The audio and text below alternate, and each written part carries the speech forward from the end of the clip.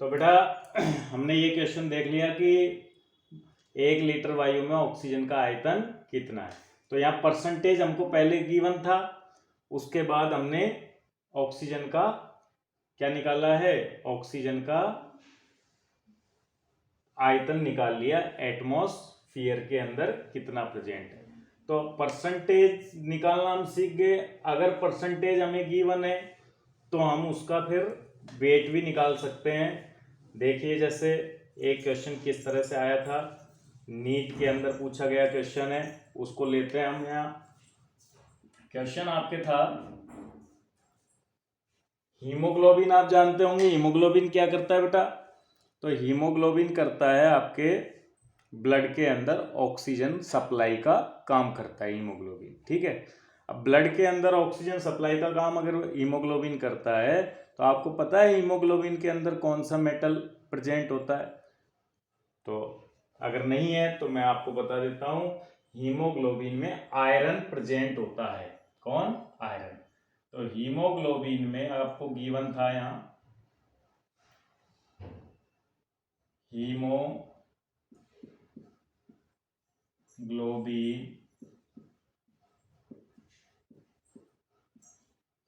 में, जिसको H भी लिखते हैं, Hb, हीमोग्लोबिन का सिंबॉलिक रिप्रेजेंटेशन है Hb में 0.33% Fe उपस्थित है। तो बताइए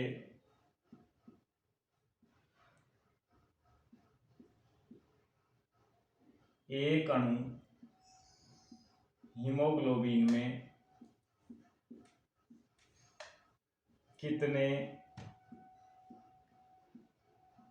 आयरन के परमाणु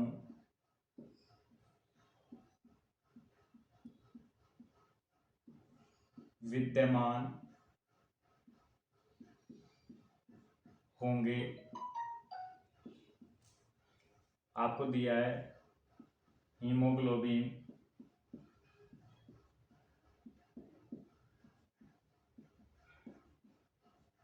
का अणुभार 67,200 U है, ठीक है। तो ये आपके क्वेश्चन है। क्वेश्चन को एक बार, हीमोग्लोबिन में, ये नीट के अंदर आया हुआ क्वेश्चन है इसलिए हमने उठाया इसको। आप प्रिपरेशन उसी हिसाब से करें अपनी। धीरे धीरे हम लोअर लेवल से हायर लेवल की ओर बढ़ रहे हैं। तो हीमोग्लोबिन में 0.33% आयरन उपस्थित है। तो बताइए एक हीमोग्लोबिन में कितने आयरन के परमाणु विद्यमान होंगे। और आपको हीमोग्लोबिन का अणुभार भी दिया है और आयरन का परमाणु भार भी दिया है। क्या आप ये कर सकते हैं? आयरन का परमाणु भार आपको दिया है 56। कैसे करेंगे अब इसको, क्वेश्चन को? तो देखिए बेटा, इसको करने का एक ही तरीका है कि सबसे पहले आपको परसेंटेज दिया है। तो आयरन में, हीमोग्लोबिन में इतना आयरन, हीमोग्लोबिन में तो कार्बन भी है, नाइट्रोजन भी है और सारी चीज़ें भी हैं, लेकिन उसमें आयरन का परसेंटेज आपको दे रखा है। अब आयरन का अगर आपको परसेंटेज दे रखा है तो क्या आप, जैसे मान लो ये आपके पास एक डब्बा है, इसमें छोटी छोटी बॉल्स भरी हुई है, ठीक है। और इसका मास अगर हम मान लेते हैं 20 है, और एक बॉल जो इसमें रखी हुई है इसका मास है 5 ग्राम। पूरे का मास है 20 ग्राम और एक का मास है 5 ग्राम। तो अब अगर आपसे मैं पूछूं कि इसके अंदर कितनी बॉल आ सकती है अगर इसका वेट नहीं माने तो अपन, तो एक बॉल का मास 5 ग्राम है, टोटल वेट 20 ग्राम है, तो इसमें कितनी बॉल रखी होंगी? 4 बॉल इसके अंदर रखी होंगी। कैसे लिया आपने कि एक बार, जैसे 100 रुपये के अंदर कितनी सेब आएगी? अगर एक सेब का मूल्य 5 रुपये है तो आप क्या करोगे? 100 रुपये के अंदर 5 का डिवाइड कर दोगे तो कितनी सेब आने वाली है? 20 से आने वाली है। सिमिलरली ये क्वेश्चन भी वैसा ही है कि एक आयरन का परमाणु भार आपको 56 दिया है, तो टोटल हीमोग्लोबिन का भार भी दिया है और उसमें आयरन का परसेंटेज भी दिया है। तो सबसे पहले आप आयरन परमाणु का कुल भार निकाल लो जो हीमोग्लोबिन में। तो हम सबसे पहले क्या करते हैं, आयरन का कुल भार निकाल लेते हैं। कुल भार, तो कुल भार कितना है, 67,200 का 0.33%, क्योंकि उसमें 0.33% ही तो आयरन है, तो 67,200 का 0.33% आयरन का कुल भार हो गया। अब परसेंटेज हटाने का तरीका क्या है कि 0.33 डिवाइड बाई 100, क्योंकि 33% है, हटा दिया, 100 का डिवाइड कर दिया, इंटू 67,200। जैसे आपको 100 का 20% निकालना है तो 20/100 इंटू 100 करते हो ना, तो 67,200 का 33% कैसे निकलेगा, 0.33/100 इंटू 67,200। अगर आप इसको सॉल्व करते हो तो इसको सॉल्व करने से इसको मल्टीप्लाई कर दो, तो मल्टीप्लाई करोगे तो आपके आएगा 221, करके देखिएगा ये आएगा। ये आपके कुल आयरन परमाणु का भार आ चुका है। ठीक है, अब हम बात कर लेते हैं बेटा, देखिएगा इधर, अब हम बात कर लेते हैं कि आयरन का कितना भार। तो हमने क्या किया था, 20 कुल भार है बॉल का, एक बॉल का वेट 5 ग्राम है, तो टोटल 4 बॉल आ गई। ये जो क्वेश्चन कह रहा था हीमोग्लोबिन में 0.33% आयरन है, तो उसका आपने मतलब निकाल लिया 221 ग्राम आयरन है।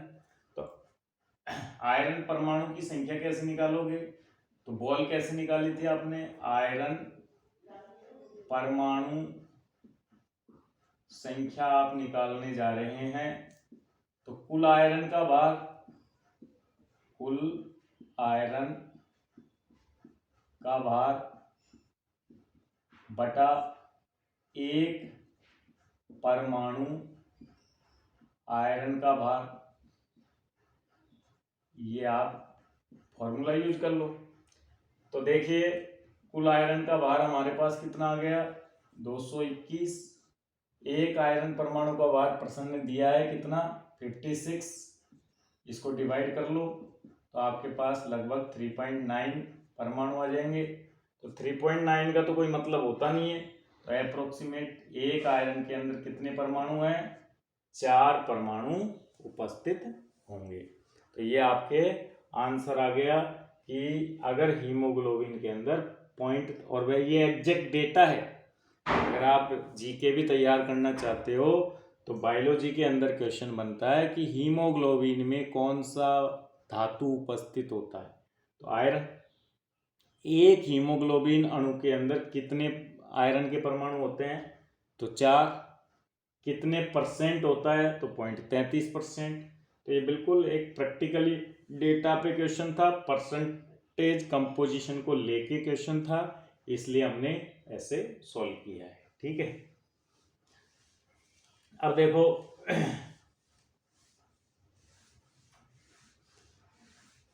और परसेंटेज कंपोजिशन पे क्वेश्चन कैसे बनते हैं उनकी भी अगर हम बात कर लेते हैं यहाँ।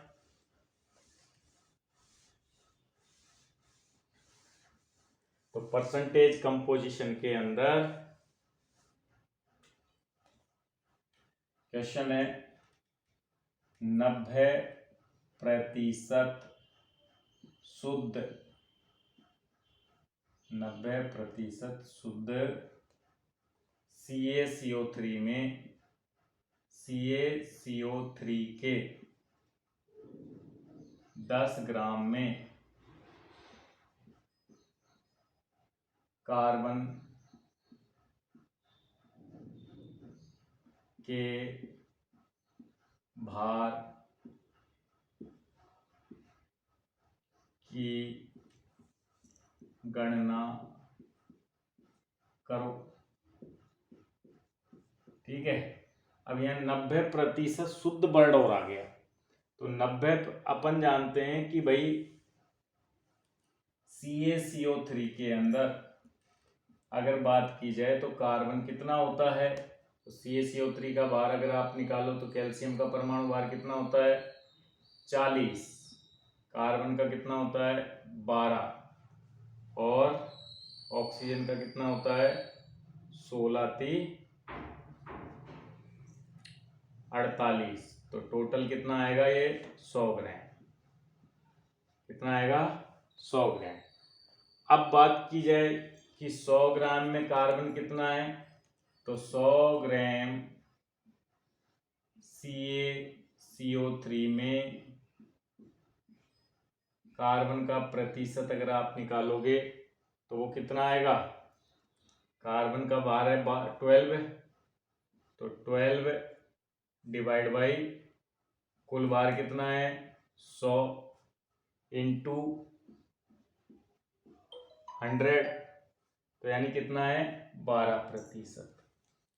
अब 12% कार्बन है, ठीक है, तो यानी आपने 12% कार्बन है। आप चाहे CaCO3 100 ग्राम हो, 1000 ग्राम हो, 200 किलो हो, 300 किलो हो, 300 ग्राम हो, 30 ग्राम हो, 10 ग्राम हो, कार्बन का परसेंटेज फिक्स हो गया 12%।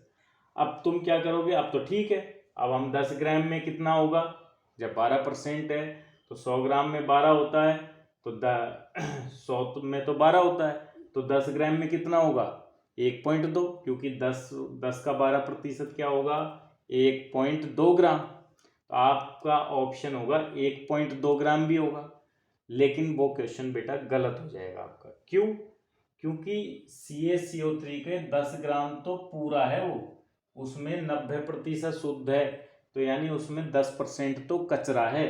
तो पहले आप शुद्ध CaCO3 10 ग्राम में शुद्ध CaCO3 की मात्रा निकालोगे, तो ये पहले तो हमने 12% निकाल लिया क्लियरली, निकाला कि नहीं निकाला, ठीक है। अब हम क्वेश्चन को आगे बढ़ाते हैं कि कार्बन का परसेंटेज पहले मैंने डिक्लेयर कर दिया, कार्बन का परसेंटेज आ गया आपके 12%। अब हमको 10 ग्राम में कार्बन का मात्रा नहीं बतानी है, पूरे 10 ग्राम नमूने में, पहले 10 ग्राम नमूने में शुद्ध CaCO3 की मात्रा निकालनी है, की मात्रा आपको निकालनी है। तो 10 ग्राम नमूने में शुद्ध CaCO3 की मात्रा कितनी आएगी, तो 10 का 90%, कितनी आएगी 10 का 90%, निकालो। मान लेते हैं वो मात्रा है x, तो x कितनी आएगी, 90% को हटाते हैं तो 90/100 इंटू कितने का निकालना है 10 ग्राम का, तो ये आ जाएगा आपका 2 जीरो से 2 जीरो कट गई 9 ग्राम। अब अपन जानते हैं कि चाहे CaCO3 कितना ही हो उसमें कार्बन तो फिक्स है ना, 12% होना है, तो आपके CaCO3 10 ग्राम लेके चले हैं, लेकिन उसमें शुद्ध मात्रा तो 9 ग्राम ही है। अब आपको कार्बन की प्रतिशत, कार्बन की मात्रा निकालनी है, तो कार्बन की मात्रा कैसे आ जाएगी, तो कार्बन की मात्रा आ जाएगी आपके पास 9 का 12%, कितने 9 का 12%, तो 9 का 12% मतलब कैसे सॉल्व करेंगे, 12/100 इंटू 9 ग्राम, तो 12, तो ये कार्बन की मात्रा आ गई, कार्बन बराबर जो आपकी मात्रा आ रही है, कार्बन की मात्रा कितनी आ गई अब, तो कार्बन की मात्रा आ गई आपके पास 9 दूनी 18, 9 एकम 9 और 1 10, 108/100 यानी 1.08 ग्राम, कितनी 1.08 ग्राम। अगर आप सीधे ही 10 ग्राम में निकाल देते तो 1.2 ग्राम आती, लेकिन सही ऑप्शन क्या हो गया आपका 1.08 ग्राम ही कार्बन मौजूद होगा किसके अंदर, CaCO3 के अंदर। तो ये हमने परसेंटेज कंपोजिशन को सीख लिया है। इसके क्वेश्चन किताब में भी है, आप परसेंटेज कंपोजिशन के क्वेश्चन किताब से भी कर सकते हैं। अब सवाल ये उठता है कि परसेंटेज कंपोजिशन सीखा क्यों। तो कल तक हम लोग चर्चा कर रहे थे कि बेटा यौगिक के सूत्र बनाना, हम रासायनिक नाम से सूत्र लिखना तो सीख गए थे। अब मैं आपको प्रतिशत संगठन से सूत्र बनाना सिखाऊंगा। यौगिक का प्रतिशत संगठन आपको दिया गया होगा और उससे सूत्र कैसे बनते हैं। तो हमारे टॉपिक नंबर अब हम परसेंटेज कंपोजिशन के बाद टॉपिक नंबर 3 पे नेक्स्ट टॉपिक पे आ जाते हैं। टॉपिक नंबर 4 जो है आपका यौगिक के सूत्र। यौगिक के सूत्र। अब यौगिक के दो तरह के सूत्र होते हैं बेटा। एक तो होता है मूलानुपाती सूत्र। मूलानुपाती सूत्र, ठीक है। और दूसरे प्रकार के सूत्र होते हैं आपके अणु सूत्र। दूसरे सूत्र कौन से होते हैं? अणु सूत्र। तो एक तो हो गया मूलानुपाती सूत्र और एक हो गया अणु सूत्र। क्लियर? अब मूलानुपाती सूत्र को बोलते हैं एम्पेरिकल फॉर्मूला। Empirical formula. और अणु सूत्र को बोलते हैं मॉलिक्यूलर फॉर्मूला। क्या बोलते हैं? Molecular formula.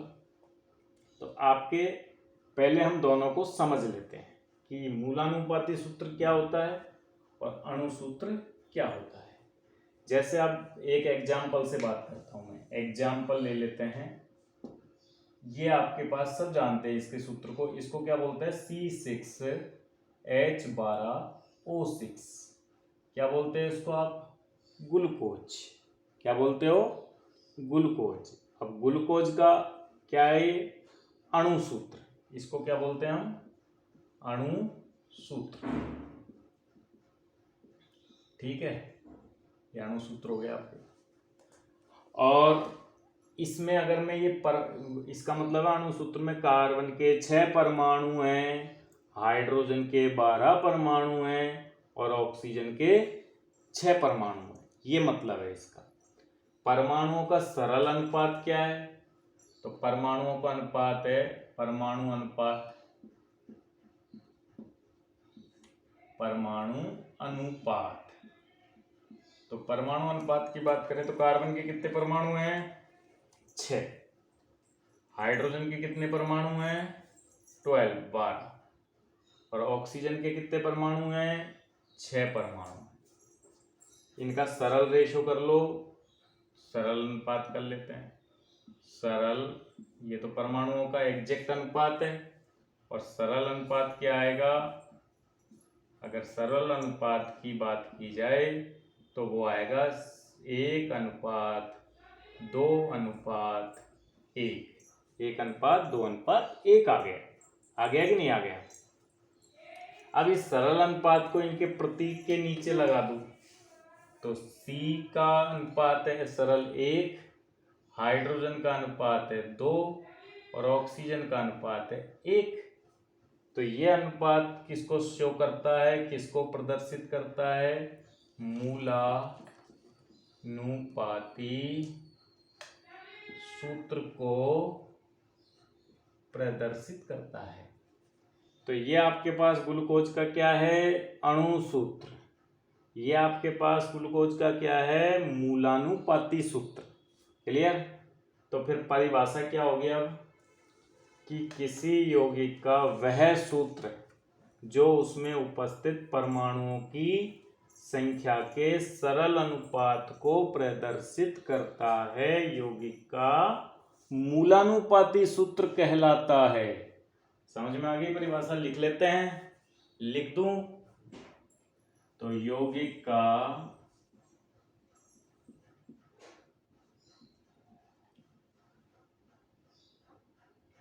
का वह सूत्र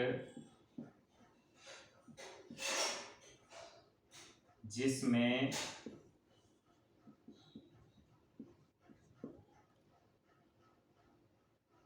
परमाणु संख्या के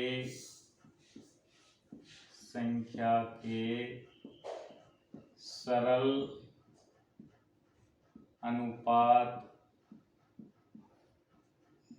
अनुपात को प्रदर्शित किया जाता है। यौगिक का मूलानुपाती सूत्र कहलाता है। ठीक है, परिभाषा आ गई। तो यौगिक का वह सूत्र जिसमें परमाणु संख्या के सरल अनुपात को प्रदर्शित किया जाता है मूलानुपाती सूत्र कहलाता है। जैसे ग्लूकोज का हो गया C1H2O1। ठीक है, ये ग्लूकोज का क्या हो गया, मूलानुपाती सूत्र। अब बात करते हैं अणुसूत्र। तो अणुसूत्र की क्या परिभाषा हो जाएगी, ये इसमें हमने ग्लूकोज का अणुसूत्र क्या था, C6H12O6। तो वास्तविक परमाणु की संख्या को प्रदर्शित करने वाला सूत्र क्या होता है, अणुसूत्र। तो अणुसूत्र की परिभाषा हो गई आपके, यौगिक में उपस्थित परमाणु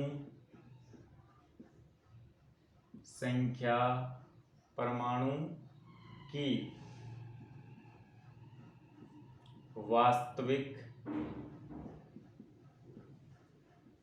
संख्या को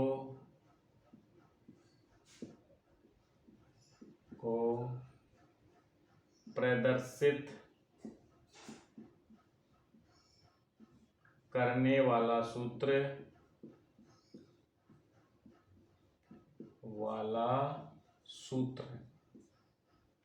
यौगिक का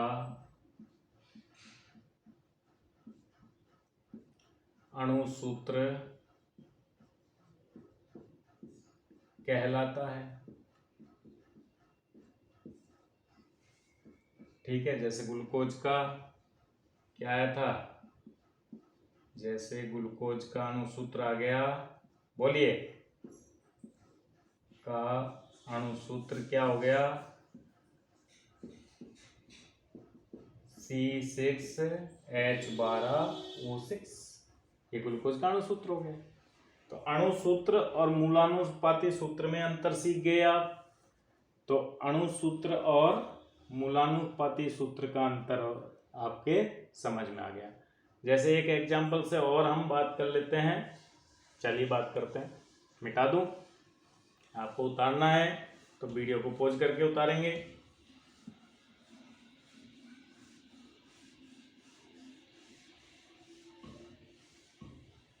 जैसे यौगिक की जगह अगर मैं बेंजीन है, तो बेंजीन के अगर दोनों सूत्र लिखना चाहूँ मैं, बेंजीन सब जानते होंगे बेंजीन को।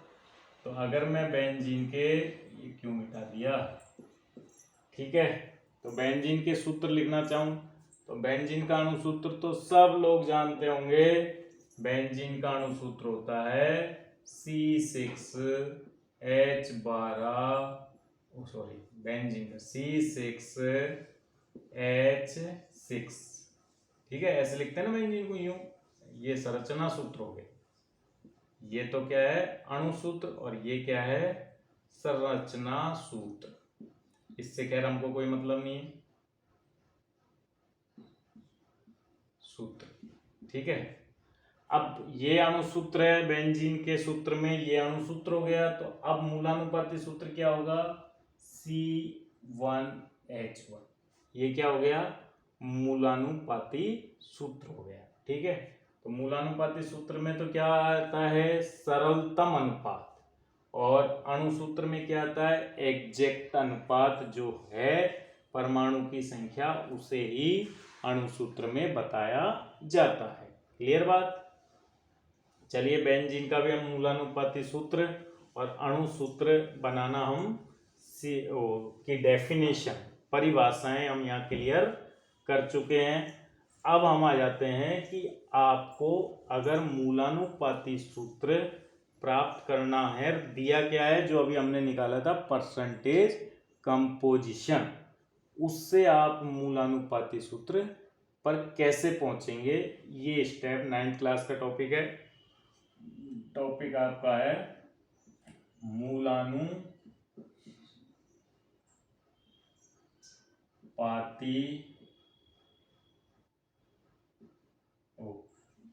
ऐसे लिखे प्रतिशत संगठन से, क्या लिखेंगे, प्रतिशत संगठन से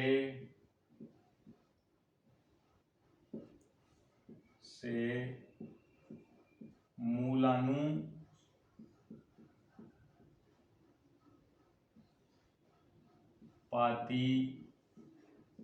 सूत्र,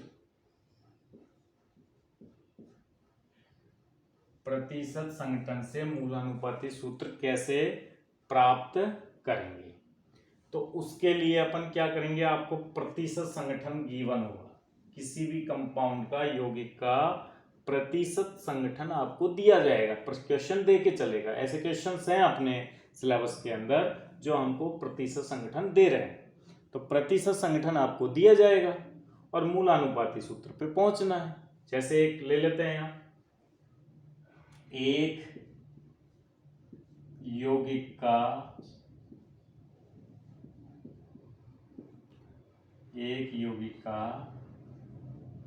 की लिख लेते हैं, यौगिक की प्रतिशत रचना, जैसे वो अपन रचना करते हैं किसी भी यौगिक की, तो जब उसकी रचना की वो ऐसे थी, निम्न प्रकार से है,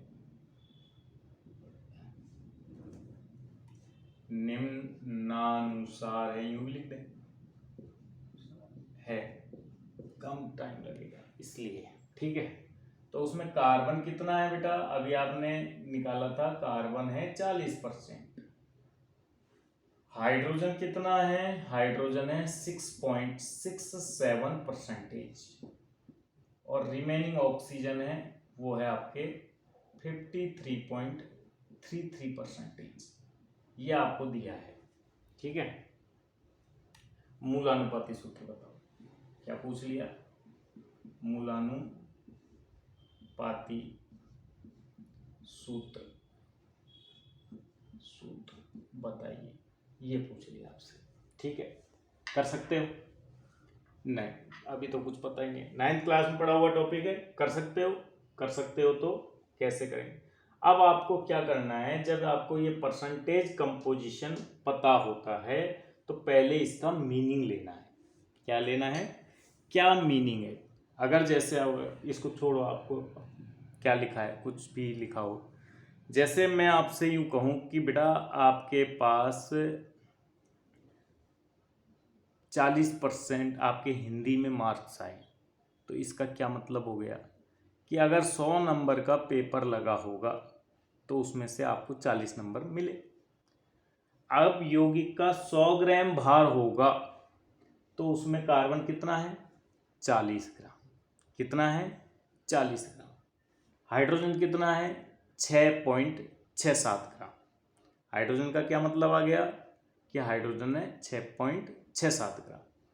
और ऑक्सीजन कितना है, तो ऑक्सीजन का भार आ जाएगा 53.33 ग्राम, ठीक है। तो ये आपने कितने में, ये है परसेंटेज, हमेशा और हमेशा 100 में से ही फाइंड आउट किया जाता है। तो ये 100 ग्राम के अंदर मौजूद है, जो अमाउंट्स मैंने बोले हैं वो कितने ग्राम में मौजूद हैं, 100 ग्राम में, याद रखना ये बात, काम की बात है। तो 40 ग्राम कार्बन मौजूद है, 6.67 ग्राम हाइड्रोजन मौजूद है और 53.33 ग्राम ऑक्सीजन मौजूद है। लेकिन मूलानुपाती सूत्र आपको बताना है तो उसमें ग्राम से काम नहीं चलने वाला है, उसमें आता है परमाणु संख्या का सरलतम अनुपात। आपको जब तक पता नहीं लगेगा आप तब तक मूलानुपाती सूत्र की रचना नहीं कर पाओगे। तो कहाँ पहुँचना है हमको? परमाणु की संख्या पे। ठीक बात। तो अब मैं ये बताऊं 40 ग्राम अगर कार्बन मौजूद है तो उस यौगिक के अंदर कितने परमाणु कार्बन के रहे होंगे बता सकते हो? अगर आपको भेजा जाए मार्केट में, मार्कर लेके आने हैं, 40 रुपये के लेके आने हैं मार्कर, एक मार्कर 12 रुपये का आता है, तो आप 40 रुपये में कितने मार्कर लेके आओगे? सिंपल 3 तो ले ही आएंगे, फिर 4 रुपये बच जाएंगे हमारे पास। तो 4 रुपये में कितने आ जाएंगे? तो 3.3 भाग दे दिया ना आपने। क्या किया? 40 में मार्कर के मूल्य 12 रुपये का भाग लगा दिया। तो 12 ग्राम कार्बन परमाणु मौजूद है यौगिक के अंदर, तो कार्बन का परमाणु भार 40 ग्राम कार्बन मौजूद है, एक कार्बन परमाणु का भार 12 होता है। तो यौगिक में कार्बन के परमाणु की संख्या निकल जाएगी कि नहीं निकल जाएगी? 12 का भाग दे दो। हाइड्रोजन के लिए हाइड्रोजन के परमाणु भार का भाग दे दो। तो इसके लिए क्या स्टेप्स हैं, मैं आपको स्टेप्स लिखा देता हूँ ताकि क्वेश्चन बड़ा इजी हो जाएगा आपके लिए।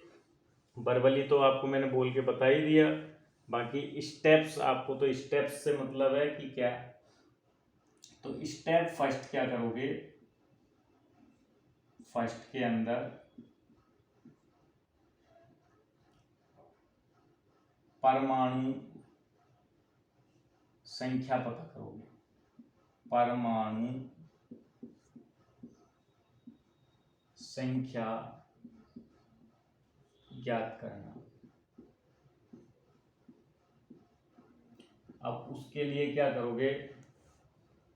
तो परमाणु संख्या के लिए क्या करोगे? परमाणु संख्या बराबर आपको करना है प्रतिशतता जो होती है तत्व की, उसमें परमाणु भार का भाग लगा देना। जिस परमाणु की प्रतिशतता काम में लोगे उसी के परमाणु भार का आपको भाग लगा देना है। परमाणु संख्या अगर आ जाती है, जैसे अगर अपन यहां बात करें कार्बन की परमाणु संख्या, तो कार्बन की परमाणु संख्या क्या आ जाएगी बताओ? कार्बन का प्रतिशतता कितना था? 40/12 भाग लगा दिया ना, कितनी आ गई? 3.33 परमाणु भाग लगा दिया मैंने। अब आपको किसकी? हाइड्रोजन की परमाणु संख्या। हाइड्रोजन की परमाणु संख्या क्या आ जाएगी? हाइड्रोजन का है 6.67। हाइड्रोजन का परमाणु भार कितना होता है? 1, तो 6.67। अब आप यूँ कहोगे परमाणु संख्या याद नहीं है हमको, तो क्या करें? तो परमाणु संख्या तो आपको आवर्त सारणी से याद करनी पड़ेगी। सबसे पहला टॉपिक अपना परमाणु संख्या ही पता करना था, परमाणु का भार पता करना था, आवर्त सारणी में भी दिए हुए हैं। फिर आपके पास आ जाता है ऑक्सीजन की परमाणु संख्या।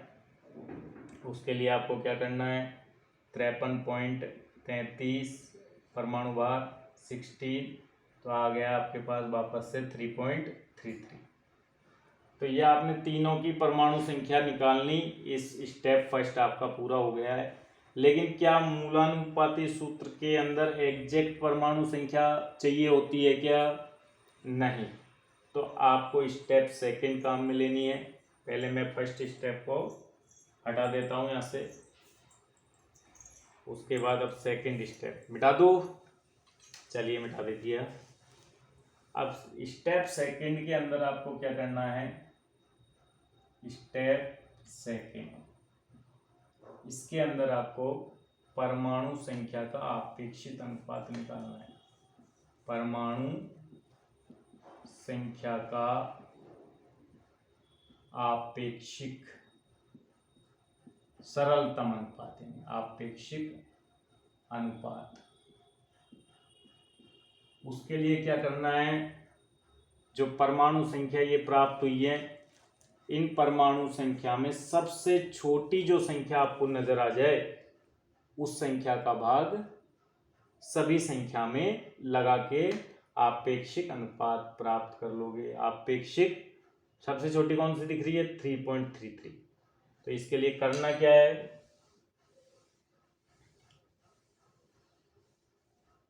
तो उसके लिए करना है परमाणु संख्या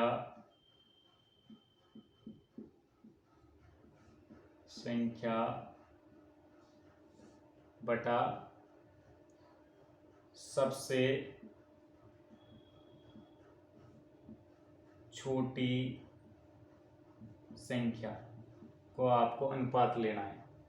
तो कार्बन, हाइड्रोजन और ऑक्सीजन, संख्या थी कार्बन की 3.33, हाइड्रोजन की 6.67 और ऑक्सीजन की कितनी थी?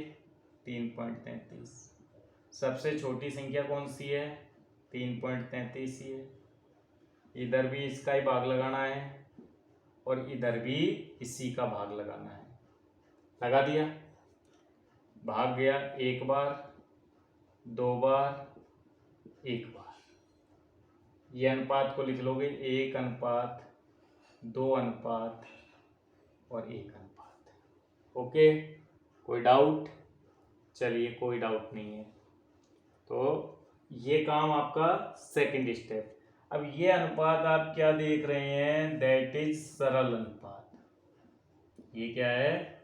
जब अनुपात बिल्कुल पूर्णांक में आए और सिंपल रेशो बन जाए तो ऐसा अनुपात कहलाता है सरल अनुपात। तो ये क्या आ गया आपके पास? सरल अनुपात आ गया। ठीक है, अब देखिए स्टेप फोर्थ के अंदर क्या होने वाला है। थर्ड के अंदर आपकी स्टेप थर्ड आ गई, सरल अनुपात प्राप्त करना। परमाणु संख्या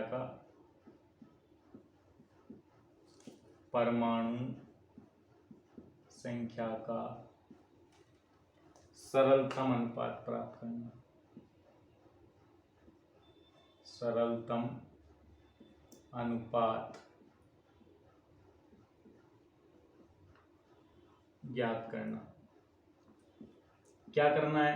तो सरल तो यही हो गया, तो इसमें तो हो गया, लेकिन अगर मान लो ये अनुपात सरल अनुपात नहीं होता, क्या नहीं होता है? जैसे ये अनुपात होता 1:1.5:1, तो ये अनुपात सरल है क्या? तो सरल अनुपात नहीं है, ये तो सरल अनुपात नहीं है ना। तो सरल में बदलने के लिए क्या करोगे? इस पूरे रेशियो को 2 से मल्टीप्लाई कर दोगे। ठीक है, अब क्या करोगे? 2 से मल्टीप्लाई कर रहे हो ना, तो 2:3 पूरे को सरल करोगे तो यही आ जाएगा वापस। तो अब ये पूरा होल नंबर में, तो इसको हमने 2 से मल्टीप्लाई करके किस में कन्वर्ट कर लिया? सरल में। तो इसलिए इसको बोलेंगे हम सरल अनुपात। सरल अनुपात है, ये सरल अनुपात है।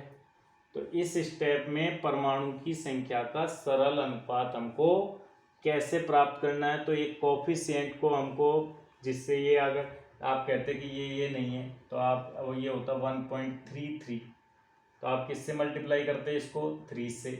तो 3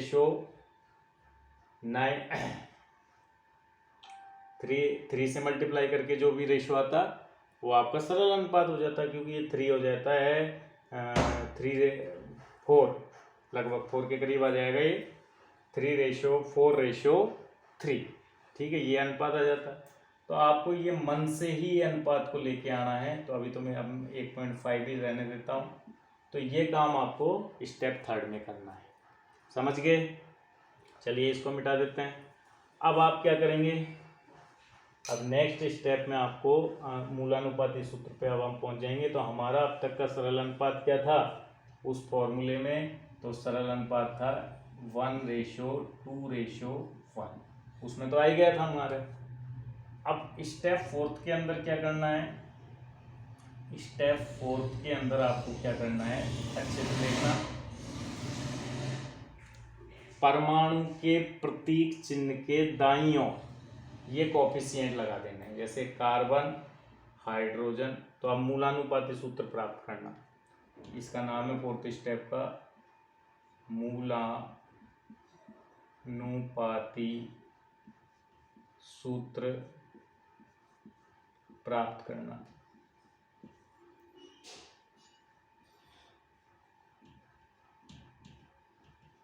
ठीक है, हमारे सिंबल क्या थे, CHO, क्या थे, CHO, C का 1, H का 2, O का 1। तो आपके पास मूलानुपाती सूत्र क्या आ चुका है, C1H2O1 आ चुका है कि नहीं। तो यही हमारा मूलानुपाती सूत्र है। ठीक है, तो बेटा ये मूलानुपाती सूत्र पे हम कैसे पहुंचे, क्लियर हो गया आपके पास, कोई दिक्कत, कोई प्रॉब्लम नहीं है। तो इस तरह से हम मूलानुपाती सूत्र प्राप्त कर सकते हैं किसी भी कंपाउंड का। ऐसा एक क्वेश्चन है आपके एनसीईआरटी के सिलेबस के अंदर, मूलानुपाती सूत्र कैसे प्राप्त करोगे। तो इसके पे एक क्वेश्चन और मैं आपको लिखा देता हूँ कि वो क्वेश्चन आपको खुद को करना है। एक क्वेश्चन एनसीईआरटी के अंदर दिया हुआ है, उनको आप कंप्लीट करेंगे। तो क्वेश्चंस पे आ जाते हैं हम। एक यौगिक की प्रतिशत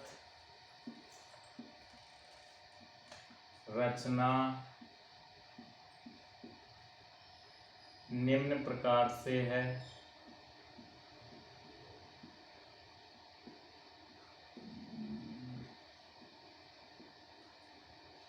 calcium 40%, carbon 12%, oxygen remaining 48%।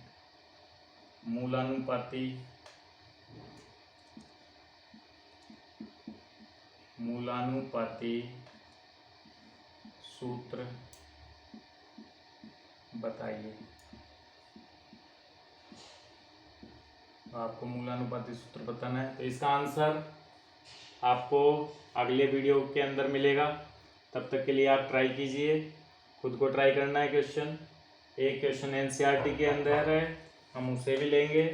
Next class के अंदर हम लोग लेने वाले हैं क्या, मूलानुपाती सूत्र से अणु सूत्र कैसे प्राप्त करते हैं, यानी परसेंटेज कंपोजिशन से अणु सूत्र कैसे प्राप्त किया जाता है। तो तब तक के लिए थैंक यू। क्लास के अंदर आपको कोई प्रॉब्लम आती है तो आप मुझे कॉल करके भी बता सकते हैं, व्हाट्सएप कर सकते हैं, या स्कूल के माध्यम से भी मुझे बता सकते हैं। धन्यवाद।